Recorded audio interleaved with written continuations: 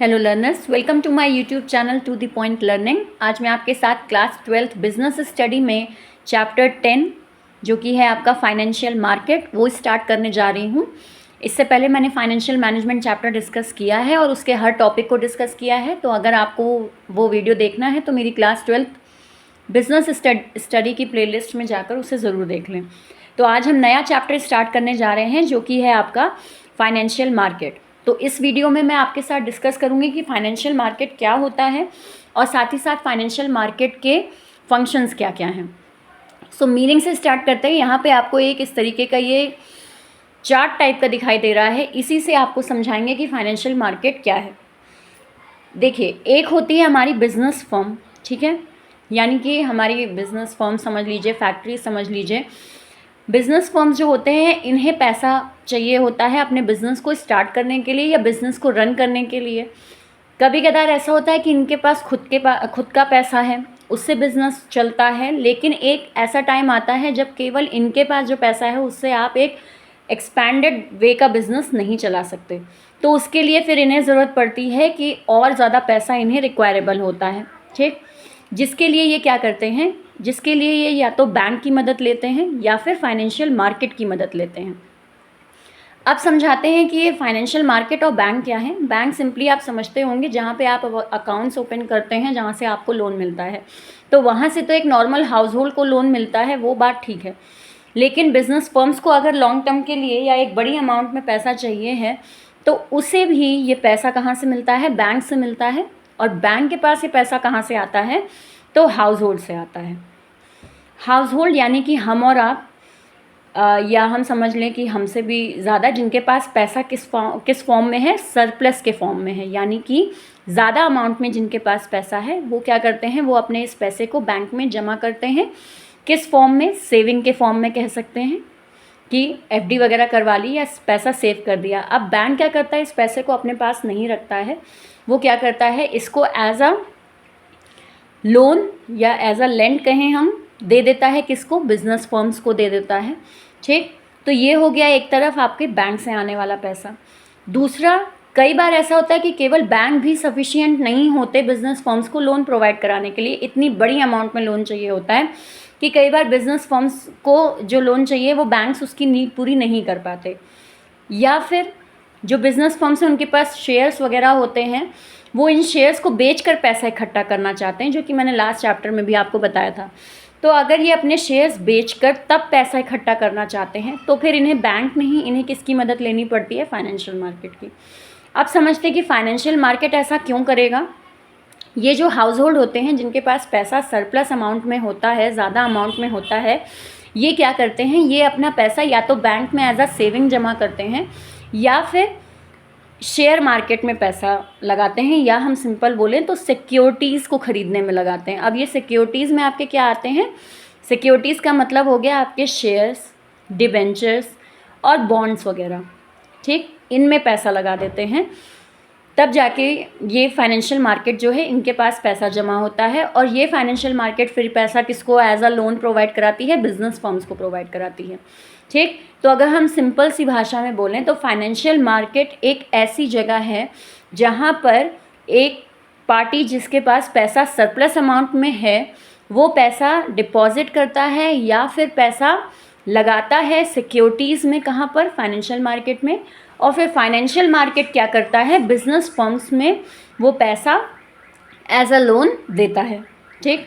तो ये हम सिंपली कहें तो फाइनेंशियल मार्केट क्या है, इट इज़ अ लिंक। ये एक तरीके का लिंक है, एक तरीके का ब्रिज है जो कि दो पार्टीज़ के बीच है। वो दो पार्टीज़ कौन सी हैं आपकी, एक हो गए आपके सरप्लस यूनिट और यहाँ पे हो गए डेफिसिट यूनिट। इनको हम डेफिसिट यूनिट क्यों कहेंगे बिजनेस फर्म्स को, क्योंकि इनके पास पैसा नहीं है, इनके पास पैसे की कमी है, डेफिसिट है, इसलिए हम इनको डेफिसिट यूनिट कहते हैं। और सरप्लस यूनिट हम हाउस होल्ड्स को कहेंगे क्योंकि इनके पास पैसा सरप्लस अमाउंट में होता है। ये सब मिला के पैसा कहाँ देते हैं, फाइनेंशियल मार्केट में।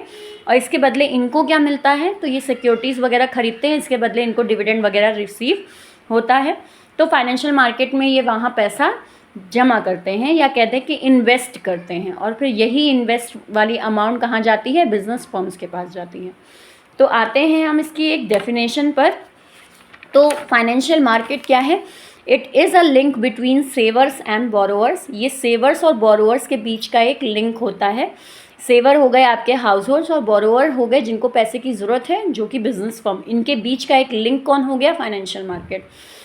Involve two parties, surplus units and deficit unit. यहाँ पे दो पार्टीज इन्वॉल्व होती हैं। अभी मैंने बताया सरप्लस यूनिट जो कि आपकी हाउस होल्ड है, और डेफिसिट यूनिट यानी बिजनेस फर्म जिनको पैसा चाहिए है। Banks and financial market are competitors of each other. अब यहाँ पे अगर हम ध्यान दें तो यहाँ बिजनेस फर्म को दो लोग पैसा दे रहे हैं, एक बैंक और एक फाइनेंशियल मार्केट। तो जाहिर सी बात है कि ये दोनों ही, बैंक और फाइनेंशियल मार्केट दोनों ही कोशिश करेंगे कि ये बिजनेस फर्म हमारी तरफ आए, हमसे पैसा ले, हम लोन पर इनको पैसा दें। तो वही कोशिश यहाँ ये दोनों पार्टीज़ करती हैं, इसीलिए इनको हम कॉम्पिटिटर्स कहते हैं कि ये आपस में क्या है? कॉम्पिटिटर्स माने जाते हैं। देन आते हैं नेक्स्ट पे, financial market is a market for the creation and exchange of financial asset. Financial asset की क्रिएशन और इनके आपस में इनको एक्सचेंज करना, लेन देन का एक आपका मार्केट होता है फाइनेंशियल मार्केट। अब इसका मतलब क्या हो गया? फाइनेंशियल एसेट का मतलब ये जो मैंने आपको बताया सिक्योरिटीज़, ये क्या कहलाता है? ये कहलाता है आपका फाइनेंशियल एसेट्स। ठीक है, शेयर्स, डिबेंचर, बॉन्ड्स होते हैं फाइनेंशियल एसेट्स। इनको बेचकर ये हाउस होल्ड से क्या लेता है? पैसा लेता है, और फिर ये पैसा किसको देता है? बिजनेस फर्म्स को देता है। इसीलिए, और ये securities, shares, debenture, bonds actually में किसके होते हैं? तो बिजनेस फर्म के। इसको ऐसे समझ लीजिए, बिजनेस फर्म्स क्या करता है? अपने शेयर्स वगैरह फाइनेंशियल मार्केट को देता है, फिर फाइनेंशियल मार्केट क्या करती है? उसको हाउस होल्ड्स को बेचती है। तो यहाँ हाउस होल्ड से पैसा जो है वो फाइनेंशियल मार्केट जाता है, फिर फाइनेंशियल मार्केट से वो पैसा कहाँ जाता है? बिजनेस फर्म्स के पास जाता है। इसीलिए हम इनको कहते हैं कि ये क्या करते हैं? फाइनेंशियल एसेट्स को क्रिएट करते हैं और एक्सचेंज करते हैं, उनके लेन देन में मदद करते हैं। So financial market transfers money supply from surplus unit to deficit unit, यानी कि पैसा जो है वो सरप्लस यूनिट से डेफिसिट यूनिट तक पहुंचाने का जो काम करते हैं या ट्रांसफ़र का जो काम करते हैं वो कौन करते हैं? फाइनेंशियल मार्केट करते हैं। तो आई होप आपको क्लियर हो गया कि फाइनेंशियल मार्केट क्या है। ये कुछ हाईलाइटेड पॉइंट्स है आपके फाइनेंशियल मार्केट से रिलेटेड, तो वो मैंने यहाँ मेंशन किए। अब हम आते हैं दूसरी चीज़ समझने पर कि इस फाइनेंशियल मार्केट के फंक्शंस क्या क्या हैं।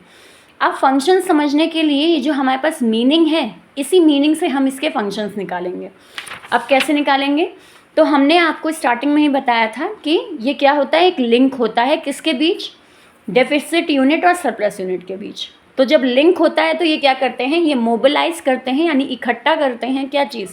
इन लोगों की सेविंग्स को, यानी इनके पैसे को इकट्ठा करना, और उसके बाद उसे चैनलाइज करके इकट्ठा करके क्या कर देना? उसे प्रोडक्टिव यूज़र्स को दे देना। प्रोडक्टिव यूज़र्स कौन हो गए? ये बिजनेस फर्म। आखिर ये उस पैसे का क्या करेंगे? प्रोडक्टिवली उसको कहीं इन्वेस्ट करेंगे, किसी प्रोजेक्ट पे लगाएंगे, यानी कि वो पैसा जो इनके घर में फालतू पड़ा है वो एक कहीं प्रोडक्टिव जगह यूज़ हो जाएगा। तो इसीलिए कहा जाता है कि यहाँ से ये क्या करेंगे? मोबिलाइज़ करेंगे, इकट्ठा करेंगे पैसे को, और उसके बाद इकट्ठा करने के बाद वो क्या कर देंगे? फाइनेंशियल मार्केट ही है जो पैसे को चैनलाइज करके प्रोडक्टिव यूजेस में लगा देगी, यानी इन बिजनेस फर्म्स को दे देगी। दूसरा एक समझते हैं, फैसिलिटेट प्राइस डिस्कवरी। ये जो फाइनेंशियल मार्केट होती है ये फैसिलिटेट करती है प्राइस डिस्कवरी को। प्राइस डिस्कवरी का मतलब है, अब ये शेयर्स, डिबेंचर, बॉन्ड्स जो हैं ये कितने दाम पर बिकेंगे, ये सब कहाँ सेट होता है? तो इसी फाइनेंशियल मार्केट में सेट होता है। यानी कि किस बिज़नेस फर्म के शेयर्स ज़्यादा अच्छे हैं, किस बिज़नेस फर्म की डिमांड ज़्यादा है, किस बिज़नेस फर्म के शेयर्स अच्छे दाम पर बिक रहे हैं, यानी सिंपल तरीके से मैं बोलूँ तो डिमांड और सप्लाई किसकी ज़्यादा है, किस कंपनी के शेयर्स, डिबेंचर, बॉन्ड्स की डिमांड सप्लाई ज़्यादा है, कम है, उसके हिसाब से क्या तय होता है? प्राइस तय होता है। और ये प्राइस जहाँ तय होता है वो कौन सी जगह हो गई? आपकी फाइनेंशियल मार्केट। ठीक, इन्होंने तो कह दिया कि हमें शेयर सपोज 10 रुपीज़ ईच बेचने हैं, लेकिन अगर इस कंपनी की गुडविल बहुत अच्छी है तो वो शेयर्स जो 10 रुपये के बिकने हैं वो यहाँ फाइनेंशियल मार्केट में, यानी कंपटीशन वाले मार्केट में आकर कितने के हो जाएंगे? मे बी पॉसिबल 15 के हो जाएं, क्योंकि सबके सब टूट पड़े, हम खरीदेंगे शेयर। उस केस में क्या है? फाइनेंशियल मार्केट क्या कर रहा है? लगातार प्राइस बढ़ाता जा रहा है, और जाहिर सी बात है वो बढ़ता ही चला जाएगा, क्योंकि उसकी डिमांड ज़्यादा है। किसी भी सामान की अगर प्राइस बढ़नी होती है तो उसका मेन कारण होता है कि उसकी डिमांड बहुत ज़्यादा है और सप्लाई कम है। सपोज़ ये 10 शेयर ही डाल रहे हैं यहाँ फाइनेंशियल मार्केट में, और वो 10 के 10 शेयर्स बिल्कुल डिमांड में है, उसको ख़रीदने वाले आपके 10,000 लोग हैं, तो इसमें क्या होगा, उनकी भी जो शेयर की प्राइस है वो लगातार बढ़ती जाएगी। तो ये काम सारा हो कहाँ रहा है, फाइनेंशियल मार्केट में। तो फाइनेंशियल मार्केट क्या करता है, प्राइस डिस्कवरी भी करता है, किसके थ्रू, डिमांड और सप्लाई फैक्टर्स के थ्रू। इसके बाद तीसरा आते हैं, provide liquidity to financial assets by converting them into cash. Financial assets को लिक्विडिटी प्रोवाइड कराता है। अभी मैंने आपसे कहा कि फाइनेंशियल एसेट्स क्या होते हैं, सिक्योरिटीज़ होती हैं जिनको हम फाइनेंशियल एसेट्स कहते हैं। ये फाइनेंशियल एसेट्स यानी शेयर्स, डिबेंचर, बॉन्ड्स किस फॉर्म में होते हैं, ये कागज़ एक डॉक्यूमेंट के फॉर्म में होते हैं। अब इस डॉक्यूमेंट को यहाँ से बिजनेस फर्म ये डॉक्यूमेंट्स कहाँ पहुँचाता है, फाइनेंशियल मार्केट, और फाइनेंशियल मार्केट लौट कर इस बिजनेस फर्म को क्या देता है, वो डॉक्यूमेंट पैसे में कन्वर्ट करके देता है। तो सिंपल सी भाषा में बोलें तो क्या किया इन्होंने, फाइनेंशियल एसेट्स को किस में कन्वर्ट कर दिया, कैश के फॉर्म में, यानी लिक्विड फॉर्म में कन्वर्ट कर दिया। जो एसेट्स इनके पास थे वो किस में कन्वर्ट हो गए, वो कन्वर्ट हो गए कैश के फॉर्म में, और किसके ज़रिए, फाइनेंशियल मार्केट के ज़रिए। नेक्स्ट आते हैं, reduce the cost of transaction by providing complete information regarding price, availability of and cost of various security. यहाँ कॉस्ट ऑफ ट्रांजैक्शन भी रिड्यूस करते हैं ये जो फाइनेंशियल मार्केट होता है। किस तरीके से रिड्यूस करते हैं, अब सपोज़ ये जो हाउस होल्ड है इनको कुछ भी नहीं मालूम इन शेयर्स के दामों के बारे में, या क्या करें क्या ना करें, क्या डॉक्यूमेंट्स, या बिज़नेस फर्म को नहीं मालूम कि हमें कैसे शेयर बेचने हैं, किस तरीके से सारी चीज़ें होनी चाहिए। तो ये सारी जानकारी है, कंप्लीट इन्फॉर्मेशन इन्हें कहाँ से मिलती है, फाइनेंशियल मार्केट से मिलती है। क्यों मिलती है यहाँ से, क्योंकि इनका काम ही यही है ना कि आपके शेयर्स वगैरह को बेचेंगे। तो अगर आपको कोई भी इन्फॉर्मेशन चाहिए है या इन हाउस होल्ड्स को कोई भी इन्फॉर्मेशन चाहिए, वो सारी इन्फॉर्मेशन कहाँ मिलेगी इनको, इसी फाइनेंशियल मार्केट से मिल जाएगी। चाहे वो शेयर के प्राइस हों, चाहे वो शेयर्स कौन कौन सी कंपनी के वहाँ मौजूद हैं, चाहे सिक्योरिटीज़ के दाम क्या लग रहे हैं, और कॉस्ट ऑफ वेरियस सिक्योरिटीज़ क्या है, या बिज़नेस के बारे में जानना है कि किन किन बिजनेसेस के शेयर्स वहाँ इस्टेब्लिश हैं या स्टॉक एक्सचेंज में लगे हुए हैं, ये सारी जानकारी कहाँ मिलेगी इनको, तो इसी फाइनेंशियल मार्केट से इन दोनों ही पार्टीज़ को सारी इन्फॉर्मेशन मिलेगी। इसीलिए इसको कहा जाता है कि यहाँ पे आपका कॉस्ट ऑफ ट्रांजैक्शन रिड्यूस होता है। यानी ये सारी इन्फॉर्मेशन कलेक्ट करने के लिए ना इनको कहीं और दौड़ने भागने की ज़रूरत है, और ना ही बिज़नेस फर्म्स को कहीं और जाने की ज़रूरत है, उस पर पैसा खर्च करने की ज़रूरत है। जब भी आपको कोई इन्फॉर्मेशन चाहिए होती है और आप कई सोर्स से इन्फॉर्मेशन इकट्ठा करते हो, तो हर सोर्स को कहीं ना कहीं कुछ ना कुछ खर्चा पानी आप देते हैं, पैसा देते हैं। वो काम यहाँ नहीं करना है, क्योंकि इन दोनों ही पार्टीज़ को वो सारी इन्फॉर्मेशन कहाँ मिल जाती है, फाइनेंशियल मार्केट में मिल जाती है। इसीलिए कॉस्ट ऑफ ट्रांजैक्शन इनका कम हो जाता है, यहाँ वहाँ घूमना घामना नहीं पड़ता, सीधे फाइनेंशियल मार्केट जाते हैं और सारी इन्फॉर्मेशन इनको अवेलेबल रहती है। तो ये हो गए आपके इसमें फंक्शंस। अगर फंक्शंस आपको एक बार फिर बताते हैं, मोबिलाइज सेविंग एंड चैनलाइजिंग, यानी कि सारी की सारी सेविंग को इकट्ठा करना और उसे प्रोडक्टिव यूज़ में लगा देने का काम करता है फाइनेंशियल मार्केट। दूसरा है प्राइस डिस्कवरी, यानी कि फाइनेंशियल मार्केट एक ऐसी जगह है जहाँ पे सिक्योरिटीज़ की डिमांड और सप्लाई के बेस पर क्या डिस्कवर होते हैं, प्राइस डिस्कवर होते हैं, प्राइजेस तय किए जाते हैं।